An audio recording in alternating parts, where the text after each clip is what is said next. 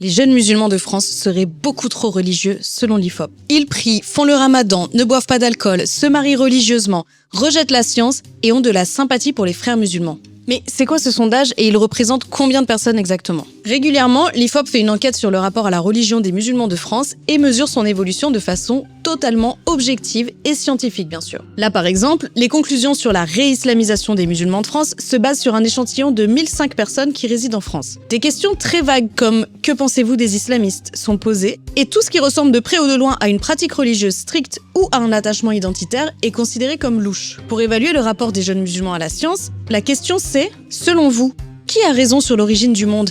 La science ou la religion? Donc en fait, on n'évalue pas le rapport à la science, on évalue si les gens pensent que l'univers a été créé par Dieu. Spoiler, c'est littéralement le cas de toutes les religions abrahamiques. Si tu posais la même question à des catholiques pratiquants, t'aurais probablement les mêmes résultats, mais bizarrement, ça ne donnerait pas un rapport intitulé « Rechristianisation radicale de la jeunesse blanche de France ». En gros, tout est suspect, y compris la fréquence de la prière ou encore le fait de faire le ramadan pendant le mois entier et pas juste quelques jours.